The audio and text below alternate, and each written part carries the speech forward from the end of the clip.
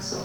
And thank you, Launching Charity, for inviting me and Bank of China for sponsoring this meaningful campaign.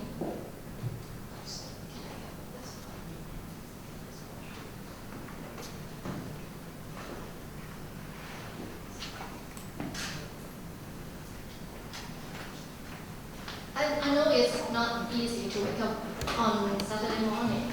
I will try to wake you up and don't fall asleep.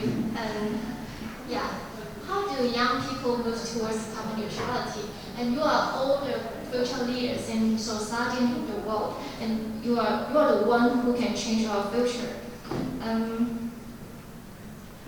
My sharing consists of 4 parts. First, I would like to let you know what is carbon neutrality. And the second part, I will talk about what the governments in international, national, and local commitment on carbon neutrality, and what we can do in terms of different sectors in the world, and what the other schools and other big organizations can work towards this target. And I will leave you some time for questions and questions. Okay, I know you all know about carbon. Carbon emissions, this one is carbon dioxide. It is the major part of the carbon emissions, which represents the greenhouse gases in general. This graph is something like is the major types of greenhouse gases. You can see that the carbon dioxide consists of 3/4 of carbon emissions. Greenhouse gases is the gases in the atmosphere that can trap heat and absorb heat. So, for example, have you heard about the greenhouse effect? Yeah. You can imagine our Earth is like a greenhouse, and the ozone is like the glass of the greenhouse, which can, when the solar radiations come from the sun, the greenhouse gases will trap the heat on Earth, and then some of them will scatter out to the space that is called infrared radiations. And you may question, what is the relationship between greenhouse effects and global and climate change? When human activities intensify more and more activities for economic growth and burning of fossil fuels, just mentioned from our gases, that more and more greenhouse gases in the atmosphere will be emitted, and which means more heat is trapped in the atmosphere. So the Earth's average temperature increase, which leads to climate change. And this graph shows that when the time, during the pre-industrial revolutions, the global temperature is not that high. But after the industrial revolutions, we are now in here. It's increased more than 47% of carbon dioxide emissions, and almost 1 degree Celsius increase in global average temperature since the industrial revolutions. In Hong Kong, in our city, just mentioned by Joanne, which becomes the average temperature, the carbon dioxide emissions is quite stable starting from 2014, and this is dropping since then. There is from the data of 2018, the total carbon dioxide emissions is about 14.6 million tons, and that means on average each of us will emit 5.4 tons of carbon dioxide. Now, I'll give you a simple math. If we want to cancel out the carbon dioxide we emitted from during the time in 2018, how many trees we have to plant to cancel out the emissions? I can give you some hints. For an adult tree, which means 5 meter high, it can absorb about 23 kilograms of carbon dioxide in a year. So how many trees we have to plant to cancel out the emissions? Do you have any idea? I can give you an MC. A is 100 and 150 trees. B is 151 to 200 trees. C, 201 to 250 trees. D, 251 to 300 trees. How many of you think it is A? How about B, 150 to 200? C, it is 201 to 250 trees.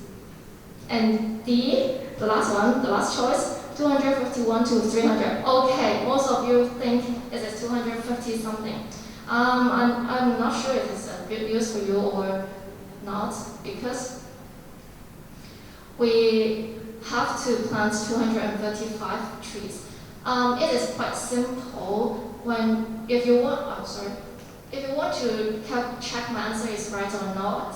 You can divide times 5.4 tons to 1,000 and then divide it by 23, and then you will get 234 point something. That means we have to plant 200 something trees in our backyard, everyone, to cancel these carbon dioxide emissions.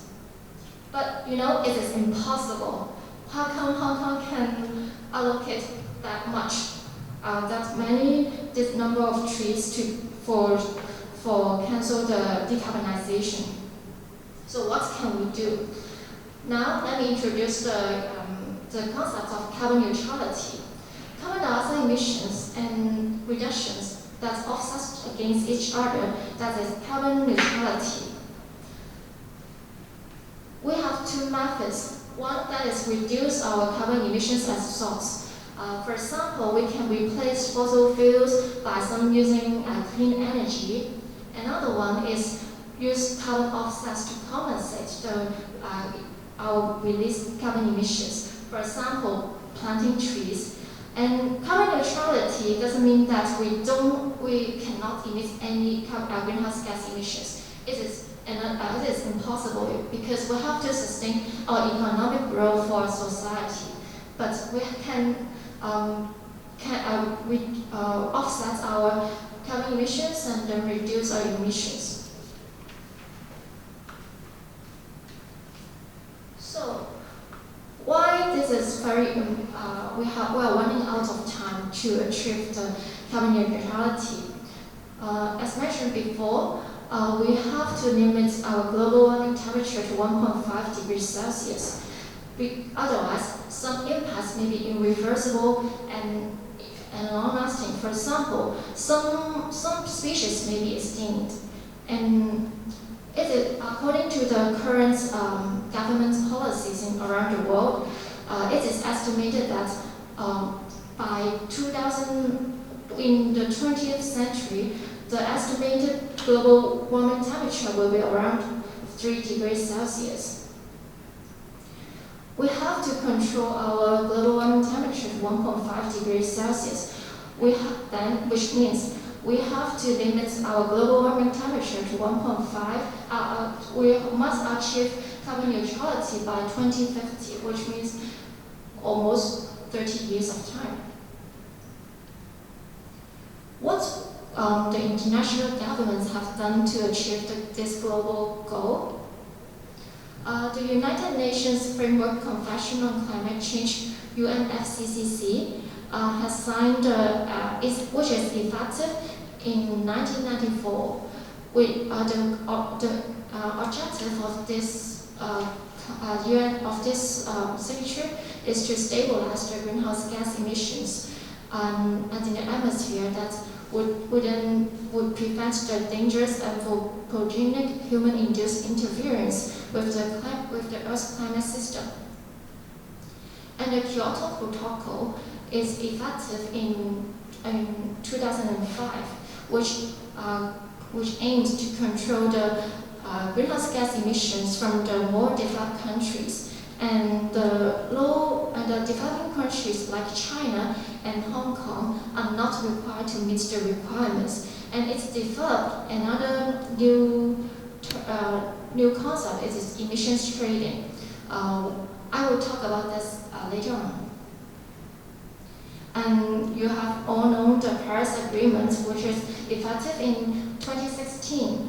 That is a very big achievement recently in terms of the environmental protection, because all the signed countries agree to holding the increase in the global average temperature to well below 2 degrees above the pre-industrial levels, and pursuing efforts to limit the temperature increase to 1.5 degrees Celsius. So the US withdrew the agreements in 2020, but they joined us in the decarbonization journey at the beginning of this year. So in our country, in Hong Kong, our commitment is aligned with the international goals. In China, we have set some long-term and mid-term goals. In the long run, we have to achieve carbon neutrality by the time of 2060, and then we have to switch our with a fuel combustion combination. We have to switch about 20% of our energy consumption to non-fossil fuels. Fossil fuels means coal, LPG, and some petrol, diesel, which are very common in the China combustion. And by the time of 2030, we have to reach the carbon emissions peak. What is carbon emission peak? That is the maximum carbon emissions in a country and a region. But then we have to, after reaching the peak, we have to lower down our carbon emissions. And we have to cut 65% of our carbon dioxide emissions per unit of GDP. In the short term and medium term, China will establish the goals during the 40th five-year plan. Recently, we have to cut down about 18% of carbon dioxide emissions per unit of GDP. And therefore the total discharge of major pollutants will be decreased, and about decrease 13.5% of energy consumption per unit of GDP, and we have to increase our forest coverage rate to 24%. Do you remember the forest is one of the methods that we can reduce our carbon dioxide emissions and offset it. In Hong Kong, in our city, the Hong Kong government announced we have to achieve the carbon neutrality before 2050 from the Chief Executive's 2020 policy address. Therefore, do you know this guy? This is he is Mr. Wong Kam Sing, and the leader of the Environmental Protection Department. And then the Hong Kong government has paying efforts in driving carbon neutrality by placing some policy in place and announcing and subsidizing and implementing some clean energy. And then you may ask, how to achieve carbon neutrality it seems to be quite difficult, but we can all play a part. We have two approaches. One is source reduction, another one is carbon offset.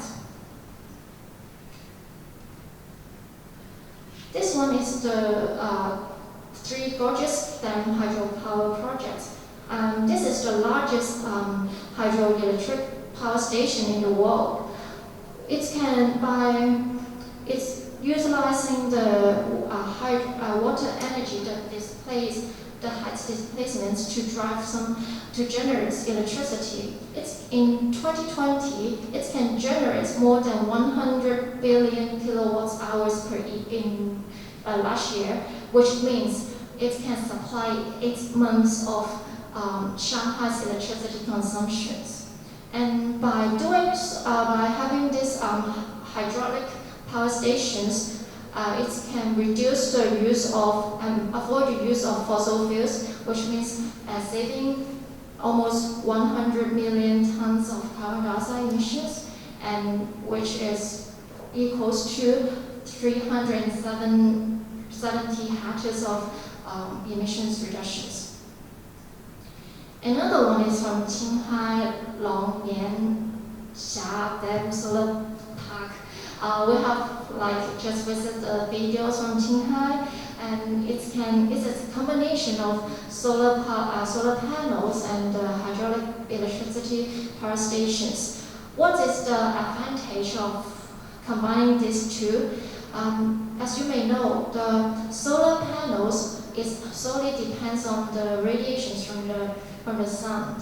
When during the cloudy day or rainy day, the power supply from the solar panels is not stable. Which will lead to unstable electricity supply to the households. But we have a backup plan like the hydraulic electricity project, which can maintain a relatively stable power supply to the households nearby. It can generate about 7 billion kilowatt hours since it's effective, and which can reduce 6 billion tons of carbon dioxide emissions, and which can save to about more than 2 million tons of coal. How about in Hong Kong? I guess you have visited the Hong Kong Disneyland. Have you ever noticed the Disneyland has installed some solar power system?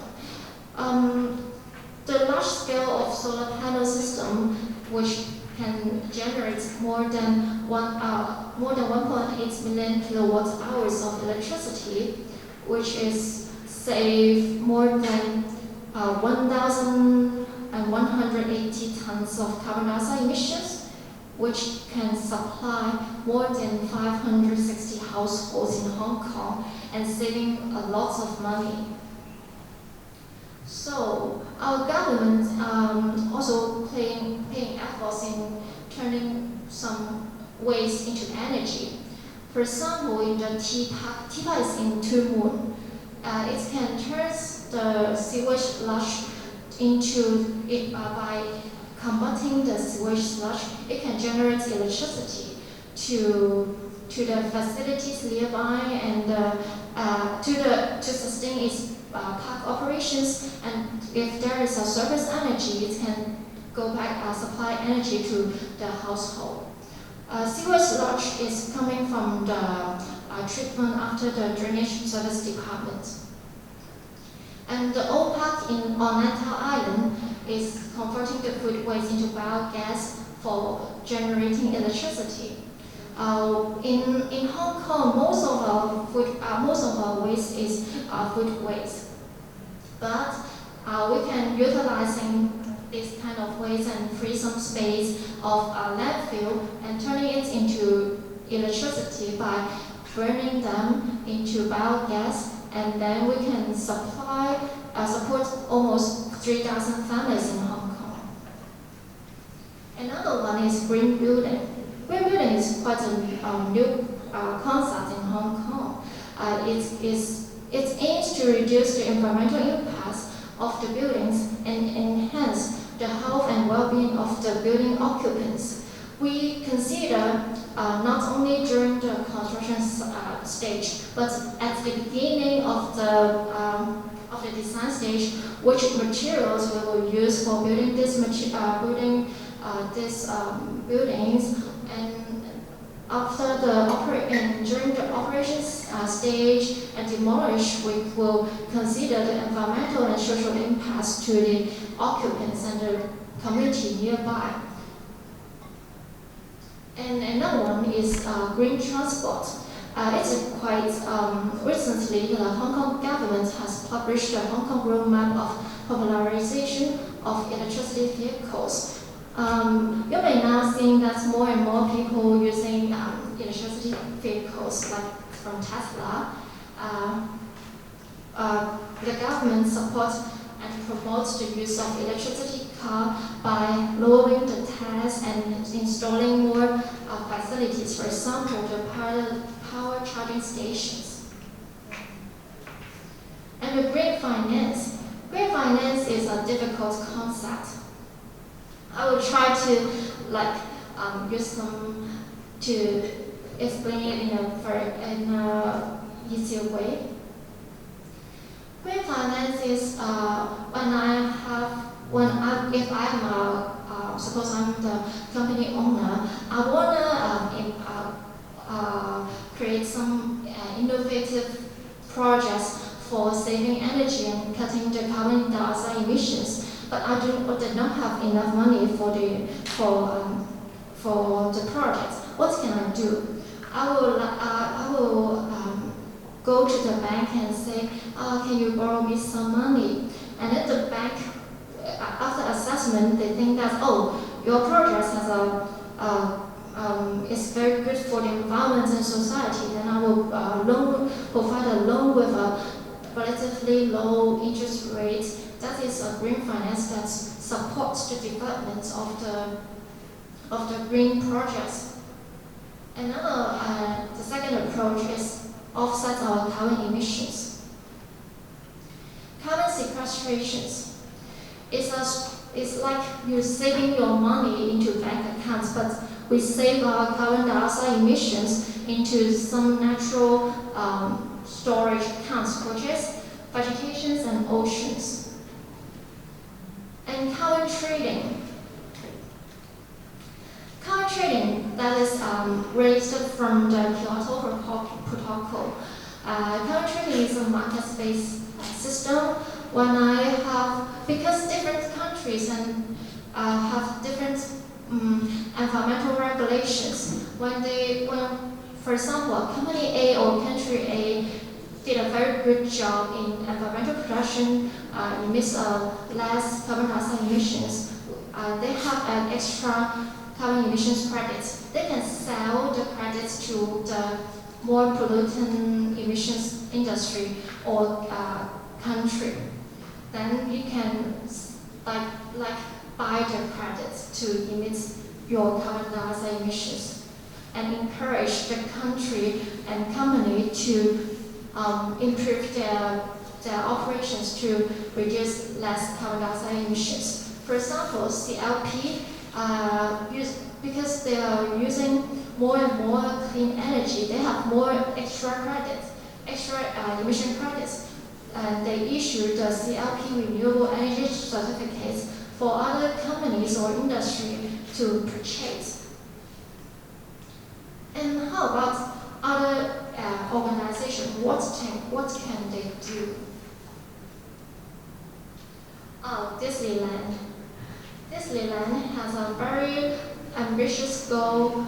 It's by 2013, that is within 10 years of time, they will switch all their carbon emissions to 100% zero carbon energy sources, for example, clean energy. And there are many restaurants in Disney. They will utilize their cooking oil into biodiesel for their steam trains in the resort. And also, they will reduce for some new projects in their park. They will reduce the carbon emissions and waste generations. And Microsoft, which is under the categories of computer technology sector, by 2025, they will all use their clean energy.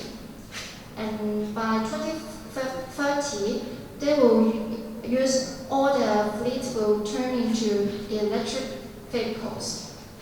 And they will adopt green building concepts in their projects.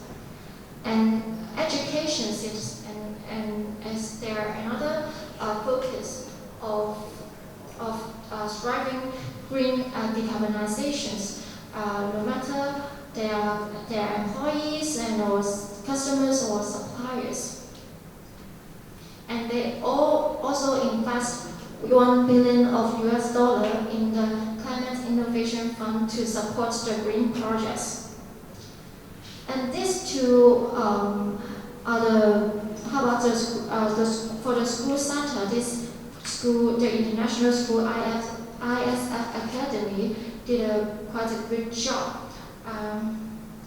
They are the winner of the Hong Kong HKAEE, the awards of the organizing some schools in doing a good job in environmental protections.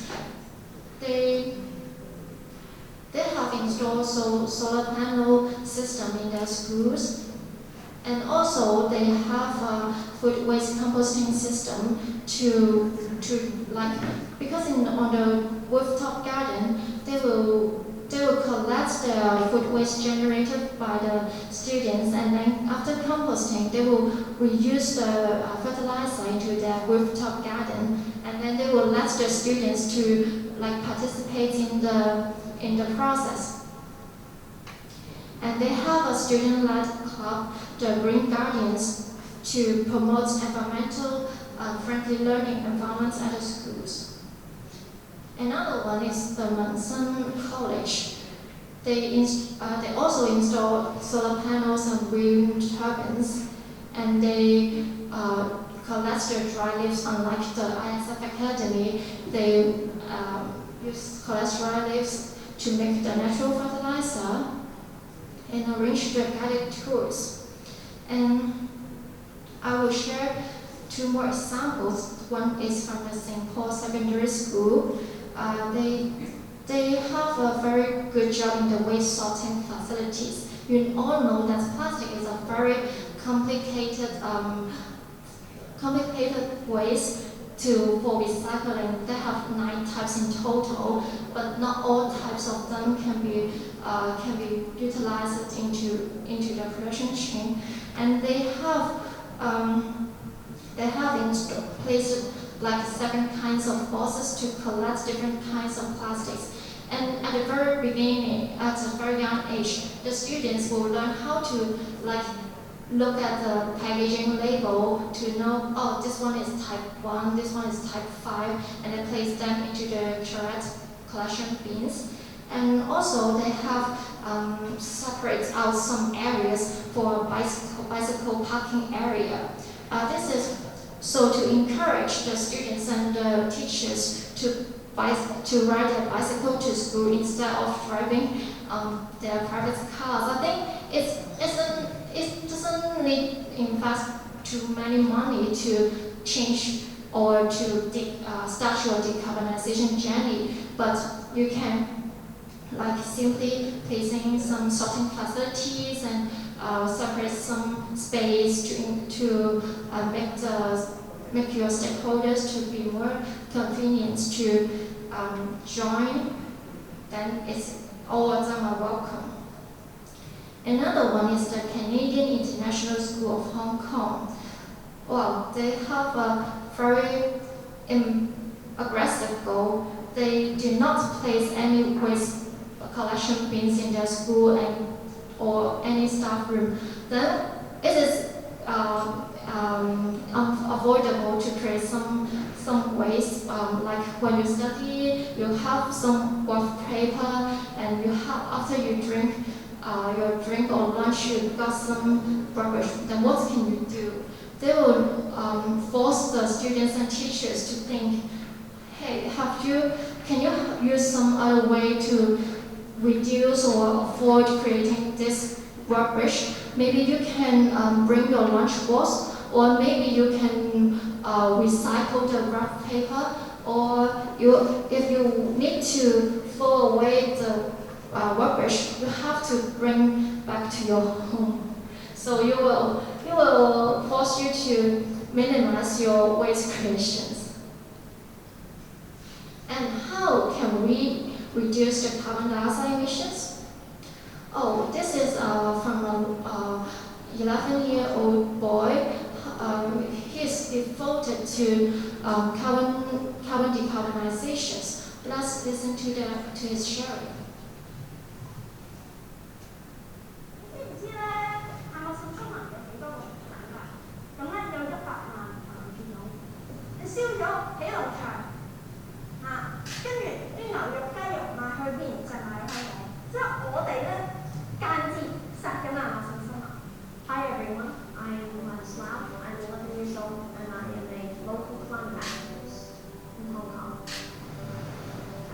started striking after her President Thunberg about the climate emergency. 你同我請你同佢講下呀？唔係啊，係你先可以做到嘢㗎，其實係啊。I speak striking Friday. I speak to people that's on the street, walking by, and educate them about what they can do to help stop this problem. Extreme weather, extreme temperatures. These will all hit us harder and hit us more frequently. We have to start acting now before it's too late. If we don't act now, climate change will only worsen. Me and my generation will be the ones most affected. That's why I've been striking to raise awareness about this problem.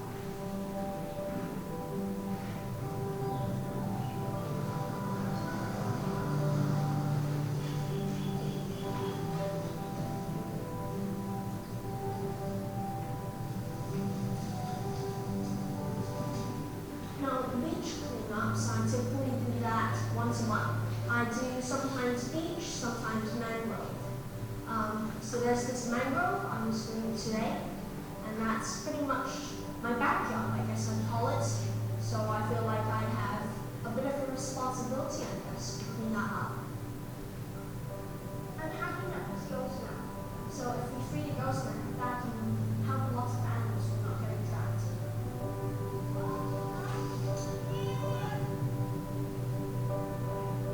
Now, typically what I pick up there is styrofoam. There's a lot of that, washes in all the time, and it just goes into the bushes, which is really annoying because the animals all eat it. I get a lot of one-time plastics, chip bags, plastic bottles, because lots of people go there. They love to either party or they go there to dig for like oysters, and they always leave a lot of trash outside because A, there's no rubbish bin, B, it's more convenient to litter, so that's what they do. Oh my god. There's still crabs inside. Okay, yeah, lots more. Well, I feel very thankful for everyone who's joined my cleanup, and I feel pretty happy to be able to help the community, I guess. My biggest target, I guess, is for the government, the world, to declare climate emergency and start acting.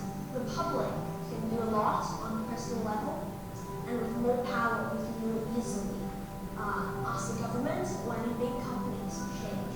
Because if everyone's educated about climate change, they'll start making climate conscious decisions, which causes big companies and the government to sue them.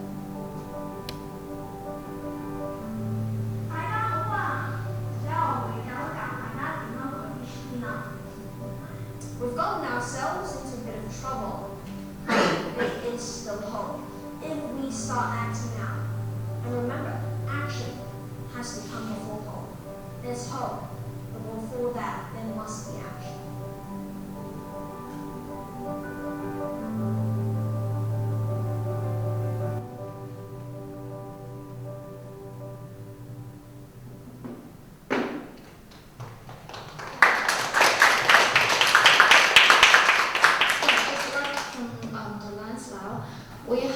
We are running out of time, but we still can change the world and make some changes on decarbonizations. We don't have to be like him, like strikes on every Fridays, but we can start from ourselves, like reduce our emissions as source and offset our carbon dioxide emissions. Let's summarize some key points in case you forgot. Carbon neutrality is like offset our carbon dioxide emissions and reduce our emissions as source and offset our emissions. And we have to. It is a global issue. We cannot do it by one country or one company. We have to join efforts from the international and country level and local level, as well as you and me. You may forget what Kyoto Protocol is, what is UNFCCC. It's okay, but please remember you can play a part in decarbonization, and let's start with today to think about how we can achieve and contribute this goal. Thank you.